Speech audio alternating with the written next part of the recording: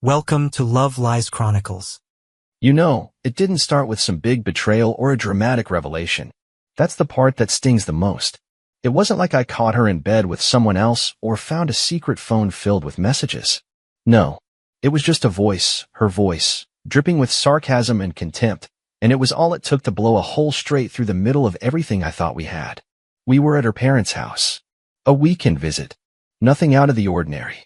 I've been doing that same routine for years, small talk with her dad about the same two football teams, offering to help in the kitchen and getting politely turned down by her mother, who always smiled like she was doing me a favor just by letting me breathe the same air. Her mother never liked me. Not outright hate, she wasn't stupid enough for that. No, it was more subtle, refined. Like I was this temporary mistake her daughter was supposed to outgrow. Polite disapproval served in a teacup. That evening I had stepped into the living room for a few minutes, needed to find my phone charger. It was in my coat pocket, I think. I wasn't really paying attention, just moving on autopilot. Voices drifted from the kitchen. I wasn't trying to eavesdrop, not intentionally, but then I heard her laugh. That laugh. Light, amused, a little breathy. It used to be one of my favorite sounds in the world. And then I heard it. He's a joke in bed, Mom. There was this short silence, and then the sharp sound of her mother's laugh, the kind that goes straight through your spine. A dry, wicked little cackle, like they were swapping gossip about someone unfortunate, some stranger. I swear, I have to fake it every time, she added, in a low whisper that was somehow worse than if she'd shouted it. Like it was too vile to be said aloud, so she kept it quiet, just enough for her mom to hear, not knowing I was barely 20 feet away, around the corner. They laughed again. Not loud. Not cruel. Just entertained. I didn't move. Couldn't. My hands were suddenly ice cold, and my legs felt like they'd forgotten how to function.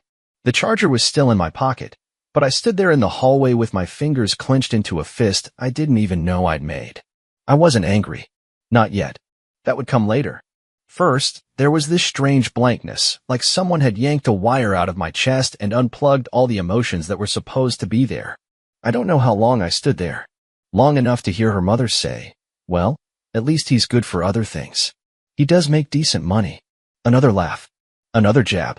They moved on to something else after that. Wine, maybe. Recipes. Whatever women like that talk about when they're done picking the meat off a man's bones. I backed away, careful not to let the floor creak. Went upstairs, into the guest room, and closed the door as softly as I could. My reflection stared back at me from the mirror above the dresser, and I honestly didn't recognize the expression on my face. It wasn't grief. Wasn't even hurt, not in the way you'd expect. It was more like stunned confusion, like I'd just been hit by something I couldn't see yet. For years I had chalked up her distance to stress. We both worked long hours. We hadn't been as physically close as we once were, sure, but we still laughed, still went on trips, still shared a bed, even if she'd been sleeping further and further toward the edge of it lately. I thought maybe it was just routine setting in. Marriage has seasons, right? But apparently, to her, I'd become something to joke about. A punchline. A disappointment passed down from mother to daughter over red wine. What stung most wasn't the insult. It was that she was comfortable enough to say it out loud. Not in a fight, not in anger, but as gossip. As banter. Like it was a fact so widely accepted, it didn't even require explanation anymore. I didn't confront her that night. What would I have even said? Instead, I lay on the bed, staring at the ceiling, while downstairs, the laughter continued. She didn't know I heard, and I didn't let her see what it did to me. Not yet. The funny thing about betrayal, especially the quiet kind, is how normal everything still looks afterward. She came to bed that night like nothing had happened. Slipped under the covers beside me, phone in hand, scrolling through Instagram or Pinterest or some wedding planner's page she followed even though we hadn't been to a wedding in years. She didn't say much. Just mumbled something about how the guest bed at her parents' place always gave her neck pain. I grunted in agreement. She didn't notice how I kept my back turned. Sleep didn't come easily that night. My body was tired, but my mind was stuck in an endless reel of possibilities, looping that whisper, "He's a joke in bed, Mom," and the smirk I hadn't even seen but could vividly imagine. I kept picturing her face as she said it. Was she joking? Was it exaggerated? Did she even mean it?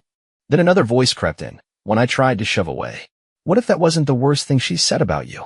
By the time the sun filtered through the blinds, I had made a decision. Not out of anger. Not even pride. Just clarity. A kind of emotional switch had flipped in my chest. Something had gone cold, and I wasn't in a hurry to warm it back up. I got out of bed early, made coffee, and didn't bring her a cup like I usually did. She came down eventually, still groggy, rubbing her eyes, and raised a brow when she saw me already dressed. "You're up early." "Yeah, didn't sleep much." She yawned. "Same." I didn't ask why. I didn't care what story she'd spin for herself. Instead, I gave her a tired smile and went outside to the car.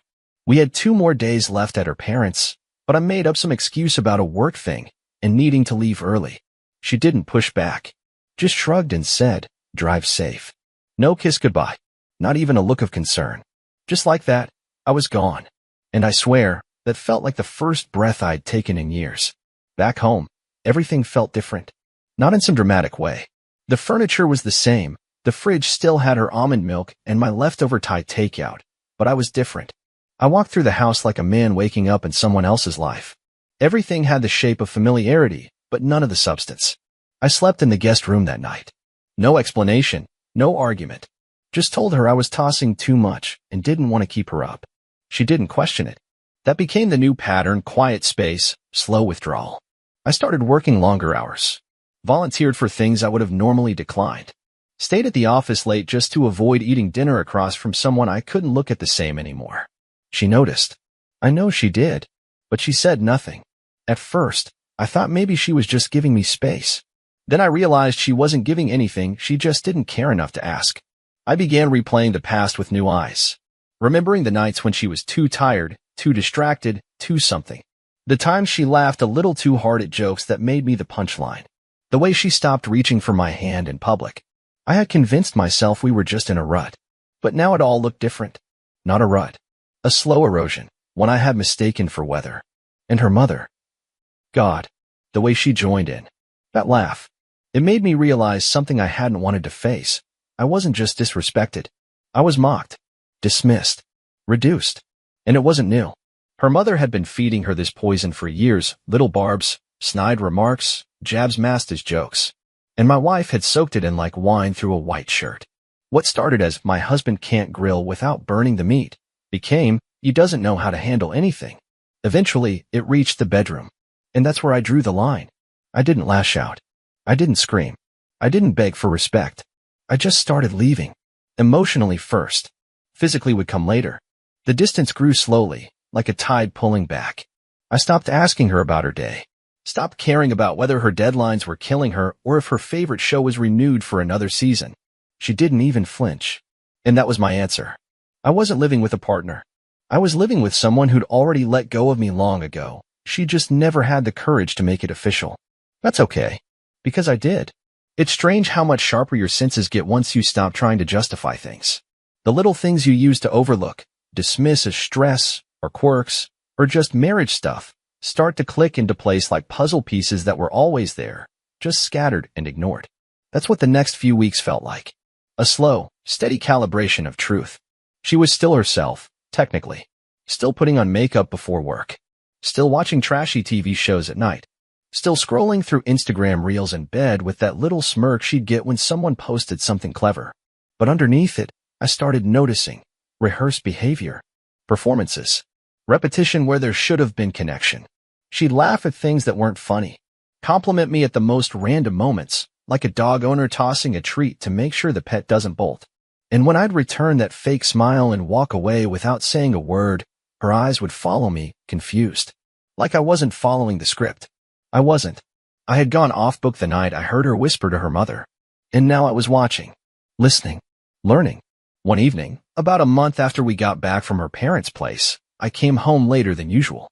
I had taken a walk after work, just thinking, killing time. When I stepped through the door, she was on the phone in the kitchen. Didn't hear me at first. She was facing the sink, phone to her ear, laughing. Not her usual laugh, the one I used to love. No, this one was sharper, more flirtatious. She said his name. Derek.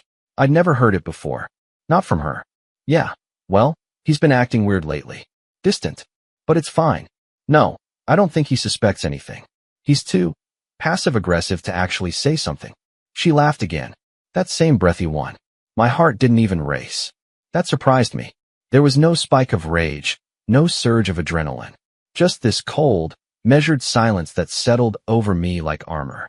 She turned and saw me then, and her eyes widened for just a split second before she smiled too wide and covered the phone. "Oh hey," she said quickly, covering the mic. "It's just work stuff." I nodded, pretending not to notice the way she angled her body to shield the phone screen. "Dinner?" She blinked. "Huh. I'm starving. Thinking takeout. You want anything?" "Oh, sure." I ordered food. We ate. She put her phone face down on the counter, but never more than 2 feet away. I didn't ask questions. Didn't mention Derek. I didn't need to. Not yet. The next day, I started digging. Nothing too dramatic. Just pattern watching. Timing her phone calls. Paying attention to when she'd step outside for air or linger too long in the car after coming home from work. When she started taking walks around the block just after dinner, claiming she needed to clear her head, I followed at a distance one night. Saw her pacing with the phone held close to her mouth, speaking low, smiling. Derek. Always Derek. Eventually, I found him. It wasn't hard. I remembered her mentioning a new project manager they hired to help with vendor coordination. Derek Grant. Mid-30s. New to town. Divorced. Lives on the opposite side of the city. LinkedIn. Instagram. Work website. There he was. It wasn't just the fact that she was calling him outside work hours. It wasn't just that her body language changed when she talked about work stress. It was the way her voice softened when she said his name. The way she called him D, like they were in on some private joke the rest of the world wasn't invited to. So I waited, watched, collected. And on a random Tuesday evening, when she said she had to stay late for client presentations, I placed a small Bluetooth tracker in the bottom of her purse. Sleek. Silent. Nothing fancy. Just enough to tell me where she really was. She didn't go to her office. She went to an apartment complex across town. Derek's. She was there for almost 3 hours. I didn't drive over. Didn't storm the place. Didn't bang on the door or wait outside to catch them in the act. I just watched the dot on my phone move. Entering, staying, then leaving. That was all I needed. Confirmation. It's funny. So many men fantasize about catching their wife cheating. Like the evidence will finally justify the pain. Like it gives them the green light to rage, explode, expose. But I didn't feel powerful. Or vindicated. I just felt clean. Like a fog had lifted. She had stopped loving me long before she started sleeping with someone else. And I had spent too many nights wondering what was wrong with me when the truth was, she was already gone. Long gone. All that was left now was the exit. And I was going to make it count. The night I decided to leave her, she was brushing her hair in front of the mirror, humming softly to herself, wearing a robe I'd bought her 3 birthdays ago. She caught my eye in the reflection and gave me that gentle, familiar smile, like we were still okay. Like we were just another married couple winding down for the evening. It was surreal, watching her, knowing what I knew, knowing where she'd been just days before, who she'd been with, how she'd kissed him, maybe even laughed at more of my expense. And yet she still looked at me like I was the fool who hadn't figured it out. But I had, and I was done pretending. What she didn't know, what she'd never know until it was far too late, was that I'd already made arrangements. I'd spoken to a lawyer, moved half the money into a separate account, and even signed a lease on a furnished short-term apartment across town. Utilities on. Key in my pocket. There was no confrontation. No warning. Just slow, calculated steps like chess moves she didn't even realize were happening. And now, I had one last move to make. The final night, I waited until she left for her usual book club gathering, which I now knew was just the label she gave her nights at Derek's place. She thought I was home late, busy with paperwork. She barely said goodbye. No hug, no kiss. Just a passing "don't wait up." I didn't. As soon as her car disappeared down the street, I opened the closet and pulled down the small suitcase I'd packed weeks ago. Just the essentials. A few clothes. My passport. Backup drive. The last few documents I needed. I placed the letter on the kitchen table. Nothing dramatic. Just a page of calm, measured truth. I didn't accuse her. Didn't insult her. I simply let her know that I'd heard her that night at her mother's house. That I knew about Derek. That I'd been aware longer than she realized. I didn't need to call her a liar. She'd know I knew. Then, beside the letter, I placed the small black USB stick. On it, a short audio file. Just 38 seconds long. The recording I'd taken from my phone weeks earlier, enhanced slightly for clarity. Her voice. Whispering. "He's a joke in bed, Mom." and her mother's shrill laughter. I didn't have to say anything else. Let her replay it. Let her sit in that silence after the laughter dies. Let her choke on the echo of her own words. I walked through the house one last time, touched the frame on the hallway wall with the photo from our second anniversary, back when she still looked at me like I mattered. I didn't take it down. Didn't take any of the memories with me. She could have all of it. I wasn't interested in salvaging the wreckage, just in escaping it. When I closed the front door behind me, I didn't look back. No dramatics. No vindictive rage. I simply disappeared from the life she'd already stopped valuing. She called me 12 times that night. Texted even more. Each message more frantic than the last. Where are you? We need to talk. This isn't funny. Then the calls from her mother started. The same voice that once laughed at me now trembling in voicemail after voicemail, trying to explain, to backpedal, to somehow frame it as a joke, a misunderstanding, a bad moment. But the moment had passed. And so had I. I didn't block them, not yet. I wanted them to feel every ounce of that silence. I wanted them to know I was out there, listening, and choosing not to reply. That's what killed them more than anything. The fact that I didn't scream, didn't beg, didn't lash out. I simply left. With dignity. With finality. With control. And that's the part they never expected. It's been 4 months. Sometimes I still get that phantom buzz on my phone, like I'm expecting her to text. But the truth is, I stopped reading her messages weeks ago. I let them pile up for a while, first out of curiosity, then out of indifference. After the 10th variation of, "Can we please talk?" I stopped looking. There was nothing new she could say that would change what she'd already done, what I'd already heard. The apartment I moved into is small. Nothing fancy. Just a clean space with good light and enough quiet to hear myself think again. There's a little cafe 2 blocks away where I've started writing in the mornings. It's not for anyone. Just scribbles in a notebook. Thoughts I used to suppress because I didn't think they mattered. Now I know better. Funny how silence becomes addictive when it used to terrify you. She kept reaching out in the beginning. Sent flowers to the office once, with a note that said, "I miss us. Please don't throw this away." I smiled when I read that. Not because I found it sweet. Because it was the first time she'd referred to our relationship as us in years. Only after it collapsed did she remember that I wasn't just some accessory in her life. I was half of it. Maybe even the best half. But that realization came too late. Eventually, she switched tactics. The apologies turned to guilt trips. Then to rage. "You're acting like a coward. Real men fight for their marriage. It was one mistake. You're punishing me like I murdered someone." But that's the thing she never understood. It wasn't about the sex. It wasn't even about Derek. It was about the night she laughed at me to her mother. The night she made a mockery of my vulnerability, reduced something intimate, something we had built in private, into a joke shared over wine and judgmental glances.